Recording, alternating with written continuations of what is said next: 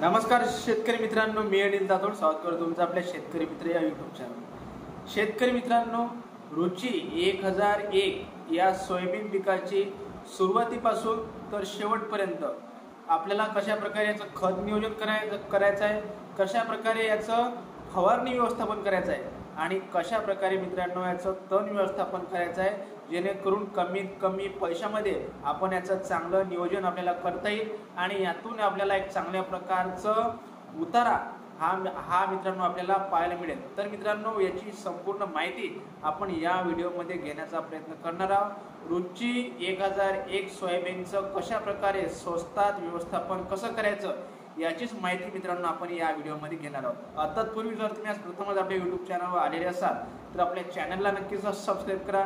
Video आवडल्यास व्हिडिओला like करा आणि हा व्हिडिओ आपल्या अधिकाधिक जे सोयाबीन उत्पादक शेतकरी आहेत त्यांच्या जवळ मित्रांनो नक्की शेअर करा। मित्रांनो, रुची 1001 या सोयाबीन बियाण्याची तुम्ही पारंपरिक पेरणी पद्धतीने पण याची मित्रांनो तुम्ही लागवड करू शकता किंवा तुम्हाला जर टोकन पद्धतीने याची लागवड करायची असेल तर तुम्ही टोकन पद्धतीने पण मित्रांनो करू शकता। मित्रांनो, पेरणी करत असाल तर तुम्हाला 22 ते 25 किलो सोयाबीनचा एकरी वापर करायचा आहे। जर तुम्ही टोकन पद्धतीने करत असाल तर तुम्हाला 12 ते 15 किलो सोयाबीन हे मित्रांनो घ्यायचं आहे। मित्रांनो, त्यानंतर तुम्हाला जवळपास आपल्या प्लॉटमध्ये 25 ते 30 दिवस आपला सोयाबीनचा प्लॉट हा तणमुक्त ठेवायचा आहे। यासाठी मित्रांनो आपल्याला याच्यामध्ये तणनाशकचा वापर करायचा आहे। तणनाशक वापरताना दोन प्रकारचे तणनाशक आहे।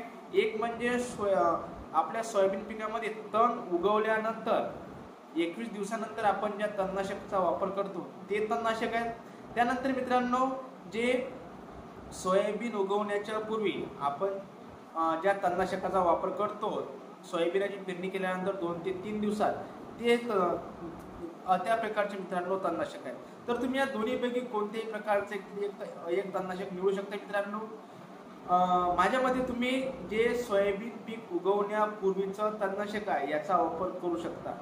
याने मित्रांनो तुम्हाला तण मुक्तीसाठी एक चांगला फायदा हा मिळेल। त्यानंतर मित्रांनो, सोयाबीनला खत व्यवस्थापन कसं करायचं। मित्रांनो, एक हेक्टर सोयाबीनला जवळपास 50 किलो नत्र, 75 किलो स्फुरद आणि 30 किलो गंधक एवढं मित्रांनो अन्नद्रव्य हे लागत असतं। मित्रांनो, तुम्ही जर याला एकरी 1 पोतं DAP आणि त्यासोबतच एकरी 15 किलो जर तुम्ही गंधक दिलं तर तुमचं खत नियोजन हे पूर्ण होऊ शकते। मित्रांनो, सोयाबीनला काही एकरी 2-2 आणि 3-3 बॅगा खतांची गरज नाही। फक्त तुम्ही एकरी 10 ते 15 किलो गंधक आणि 1 DAP ची बॅग एवढं जर मित्रांनो तुम्ही एकराला रुची 1001 सोयाबीनला जर तुम्ही दिलं तर तुम्हाला संपूर्ण अन्नद्रव्याची गरज ही मित्रांनो पूर्ण होऊन जाईल। मी मित्रांनो माझा जर स्वतःचा अनुभव सांगितला तर मी खताचा वापर जास्त माझ्या सोयाबीन पिकामध्ये करत नाही, तरीही सोयाबीनचा चांगला उतारा हा लागतो। म्हणून हे गोष्ट लक्षात ठेवून तुम्ही खत नियोजन करावं। त्यानंतर मित्रांनो, सर्वात मोठा प्रश्न म्हणजे फवारणी नियोजन कसं करायचं। मित्रांनो, रुची 1001 या सोयाबीनला जास्त फवारणीची गरज पडत नाही। हे मित्रांनो जे खोडकीड आहे, चक्री भुंगा, तसे मित्रांनो येलो मोजॅक असे जे मित्रांनो व्हायरस आहे याला हे सहनशील असणारं वाण आहे। तरी आपल्याला याच्यामध्ये 2 फवारणी घ्यायच्या आहेत। एक फवारणी घ्यायची आहे जेव्हा आपलं सोयाबीन पीक हे 30 ते 35 दिवसांचं असणार आहे आणि दुसरी फवारणी मित्रांनो जेव्हा आपलं सोयाबीन पीक 50 ते 55 दिवसाचं होईल तेव्हा आपल्याला घ्यायचं आहे। तर पहिल्या फवारणीमध्ये आपल्याला प्रोपेक्स सुपर किंवा मित्रांनो इमामॅक्टिन बेन्झोएट या कीटकनाशकाचा वापर करायचा आहे। मित्रांनो, 25 ते 30 दिवसाचं जेव्हा आपलं सोयाबीन असते तेव्हा आपल्या सोयाबीनवर पाने गुंडाळणाऱ्या अळ्या, पाने खाणाऱ्या अळ्यांचा मोठ्या प्रमाणात हैदोस असतो। म्हणून याच्या नियंत्रणासाठी आपल्याला प्रोपेक्स सुपर प्लस सायपरमेथ्रिन हा घटक असणारा प्रोपेक्स सुपर किंवा मित्रांनो इमामॅक्टिन बेन्झोएट हा घटक असणारा मित्रांनो कोणतेही कीटकनाशक आपल्याला घ्यायचं आहे। त्यासोबत मित्रांनो आपल्याला यामध्ये बुरशीनाशक घ्यायचं आहे। या काळात आपल्या सोयाबीन पिकावर जास्त बुरशीचा प्रभाव नसतो, म्हणून आपल्याला याच्यामध्ये साफ या बुरशीनाशकाचा वापर करायचा आहे। मित्रांनो, बरेचसे शेतकरी म्हणतात की या वेळेस आपल्याला कोणतं टॉनिक आपल्या सोयाबीन पिकावर फवारणी गरजेचं आहे, जेणेकरून आपल्या सोयाबीन पिकाची वाढ चांगली होईल, सोयाबीन पीक हे मित्रांनो हिरवं राहील। मित्रांनो, सोयाबीन पिकामध्ये जास्त तर मी तुम्हाला सजेस्ट करेन की टॉनिकची गरज पडत नाही। मित्रांनो, आपण टॉनिक केव्हा देतो जेव्हा आपलं सोयाबीन पीक हे कमजोर होत असते, जेव्हा त्याची वाढ बरोबर नसते किंवा सोयाबीन पिवळं पडते, अशा परिस्थितीत आपण त्याला टॉनिक देत असतो. पण जर तुमचं सोयाबीन पीक हे चांगल्या परिस्थितीत असेल तर तुम्हाला टॉनिकवर मित्रांनो खर्च करण्याची गरज नाही. पण तुमच्या पिकाची जर वाढ झाली नसेल, तुमच्या पिकात जर कुठे मित्रांनो पिवळेपणा असेल तर तुम्ही 19-19-19 या विद्राव्य खताचा वापर करू शकता.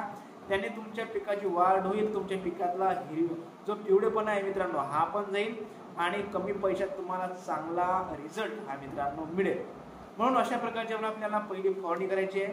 त्यानंतर आपलं सोयाबीन पीक जेव्हा 50 ते 55 दिवसाचं होईल तेव्हा आपल्याला याच्यामध्ये दुसरी फवारणी घ्यायची आहे. दुसऱ्या फवारणीमध्ये मित्रांनो ॲम्प्लिगो, त्यानंतर मित्रांनो कोराझन, या दोनपैकी आपल्याला एक औषध घ्यायचं आहे किंवा मित्रांनो फेम, या तीनपैकी आपल्याला एक कीटकनाशक घ्यायचं आहे. या काळात मित्रांनो आपल्या सोयाबीनला बऱ्याच प्रमाणात शेंगा लागण्यास सुरुवात होतात. तर ह्या शेंगा पोखरणाऱ्या अळ्यांच्या नियंत्रणासाठी आपल्याला या टॉप 3 कीटकनाशकापैकी एक कीटकनाशक घ्यायचं आहे. हे कीटकनाशकाची जर तुम्ही मित्रांनो फवारणी केली तर तुम्हाला याच्यापासून पुढचे 20 ते 25 दिवस चांगल्या प्रकारचा फायदा हा मिळतो आणि आपल्या जे मित्रांनो ज्या अळ्या आहेत, ज्या शेंगा पोखरतात त्यांच्यापासून आपल्याला दीर्घकाळ नियंत्रण हे मिळू शकतं. त्यानंतर आपल्याला याच्यामध्ये एक बुरशीनाशक घ्यायचं आहे. त्या बुरशीनाशकामध्ये मित्रांनो तुम्ही सुमिटोमो कंपनीचे हारूक हे बुरशीनाशक प्लस सल्फर याचं कॉम्बिनेशन असणारं मित्रांनो तुम्ही बुरशीनाशक घेऊ शकता. याच्यामध्ये 10% टेबुकोनाझोल हे बुरशीनाशक तर 65% सल्फर हे मित्रांनो असते. याचं तुम्हाला याच्यामध्ये दुसऱ्या फवारणीमध्ये वापर करायचा आहे. दुसऱ्या फवारणीमध्ये तुम्हाला कोणत्याच टॉनिकचा मित्रांनो वापर करायचा नाही आहे. फक्त एक बुरशीनाशक प्लस गंधक असणारं मित्रांनो हारूक, तसेच ॲम्प्लिगो किंवा कोराझन किंवा फेम या 3 कीटकनाशकापैकी एक कीटकनाशक अशा प्रकारे तुम्हाला मित्रांनो नियोजन करायचं आहे. दुसरं कोणतंही खत द्यायची मित्रांनो आपल्याला सोयाबीन पिकात गरज नाही. फक्त आपलं सोयाबीन पीक तणमुक्त ठेवा आणि जेव्हा आपल्या सोयाबीन पिकात फुलं लागण्यास सुरुवात होईल तेव्हा आपल्या सोयाबीन पिकात कुठलीही फवारणी करू नका, कुठल्याही प्रकारचं खत हे त्याला देऊ नका. जर तुम्ही अशा प्रकारे जर मित्रांनो केलं तर तुमची फुलगळ होईल व उत्पादनात आपल्याला मोठा फटका बसण्याची शक्यता आहे. आणि नंतर मित्रांनो जेव्हा आपला प्लॉट हा सर्व प्रकारे मित्रांनो वाढीत रुची 1001चे मित्रांनो एक महत्व आहे की हा सर्वचा सर्व प्लॉट हा एक सारखा मित्रांनो समजला येतो. कुठेच मित्रांनो झाडं हिरवी राहत नाहीत. म्हणून अशा प्रकारे जर तुम्ही याचं नियोजन केलं तर मित्रांनो तुम्हाला कमी पैशात जास्त फवारणीची गरज नाही, जास्त खताची गरज नाही. तुम्ही चांगल्या प्रकारे तुम्हाला एक 12 ते 15 क्विंटल जर पाऊस जर चांगला राहिला तर तुम्हाला उत्पादन मिळू शकतं.